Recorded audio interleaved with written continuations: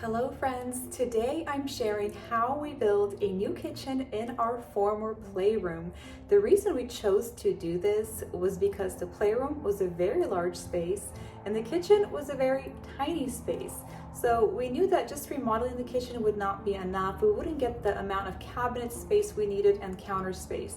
So we decided to build a new kitchen in the playroom and transform the old, smaller area of the old kitchen into kind of a playroom slash homeschool room area. So let's jump in and see how we did this from the very beginning.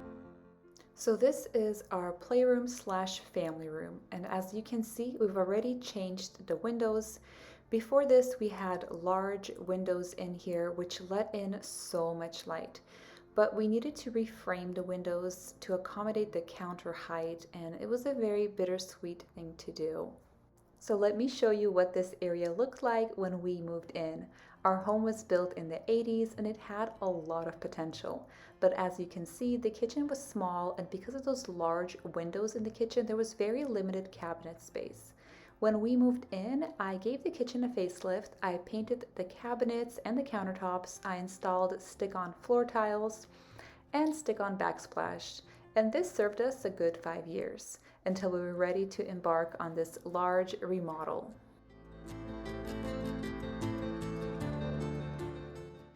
So the first thing we had to do was remove everything from the family room. And because we are building a brand new kitchen in the family room, we got to keep and use the old kitchen till we were ready to switch. And good thing too, since it took us a lot longer than we anticipated. So the first thing we had to do was remove the hardwood floor, which was so sad since we just had this floor installed 5 years ago. But this type of flooring was discontinued the year we bought it, and we had to find something else for this entire space to make sure it flowed. So after stripping the floors to the bare bones and multiple trips to the dump, my husband installed new plywood and removed the old texture from the ceiling since it was mismatched in the playroom and kitchen. We then had electricians come and wire the new kitchen area with new smaller can lights and all the kitchen outlets we would need. As you can see, it looks really bad, and it has to get bad before it gets better. We started our remodel in May and we were not done until November, which is a good thing. We had that old kitchen so I could still prepare meals for our family. We also had the plumber come and install all the plumbing, and after that we had the mudding and the texture done. My husband did the demo and the drywall, but we hired out for everything else, which is why it took us this long to finish the remodel. We were always waiting for the next contractor to fit us into their schedule. My daughter and I painted the ceiling because I figured it would be easier to do this now before the cabinets arrived. Then, after a long wait, the cabinets were ready and were delivered and installed within a few days.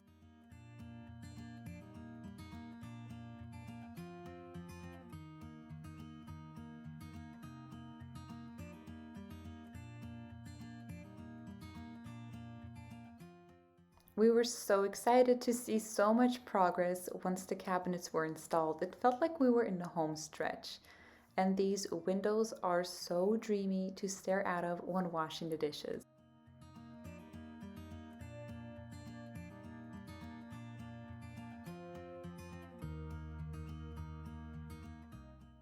Then the painter came and prepped the cabinets for painting. He created a spray booth in the garage and painted everything on site, which was so nice.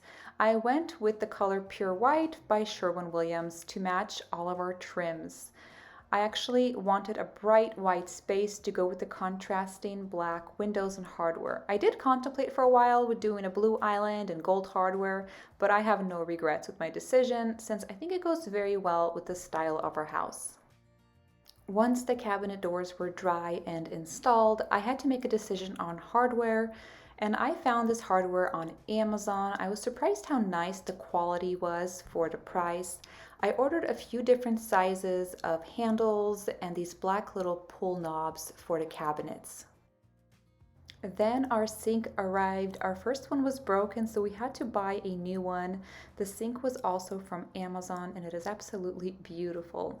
After the sink was installed, we could get the countertops installed, and we chose to go with a white quartz with a little bit of gray marbling in it.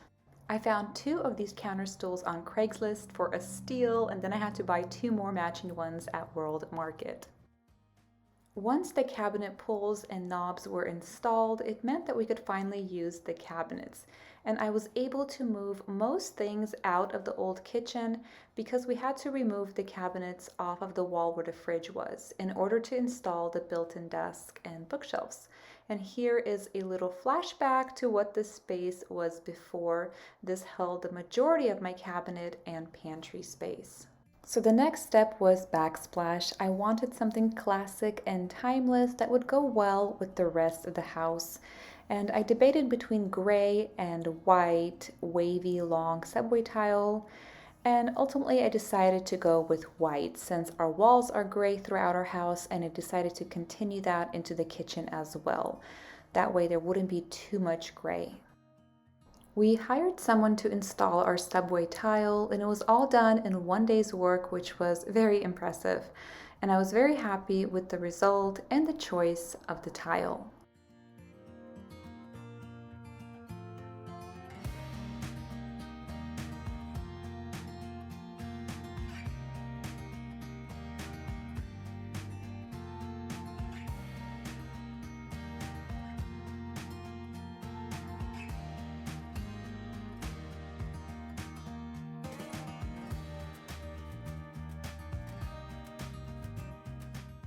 After the tile was installed, I gave everything a good cleaning and moved the rest of the things out of the old kitchen. Now the new kitchen was completely functional, and it was time to demo the old kitchen. So here is the old kitchen area. We had to reframe the old bay windows to square this area out. We actually had the foundation poured for this 2 years ago when we first started talking about this remodel. We also had to order 2 large windows for this area to let in more light. As you can see, it's already looking so much larger just by squaring off the corners. We then had the electrician come back and add more can lights and run more outlets. We also decided to make this opening here larger after we removed the pocket door. This would make the space just more open. So after getting the go-ahead for structure reasons, my husband went ahead and did that. And then he installed drywall, and then we had mudding and texture done. So here is the opening to our old kitchen and our new playroom. We had the opening match the other side exactly. So now it is symmetrical on both sides.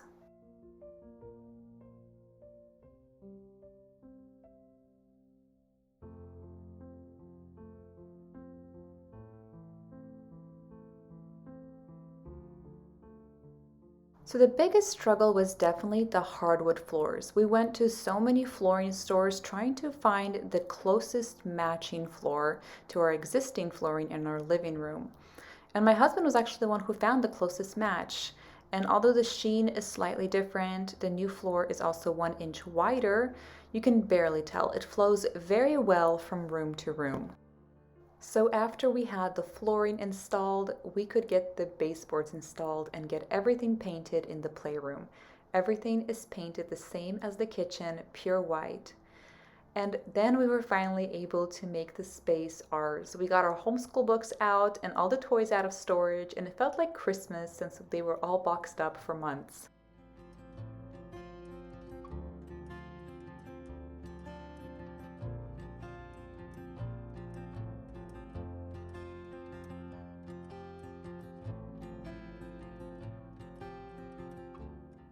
The kids were so excited to have a play area again, and this sleeper sofa is from IKEA and hides a lot of our bulky toys.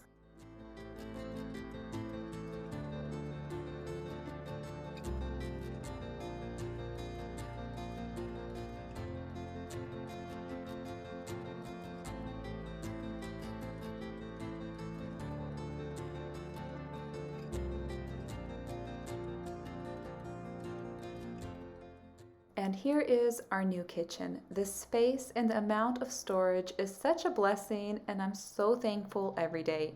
We love having this large island. We eat all our meals on it, bake together, and even do schoolwork on it.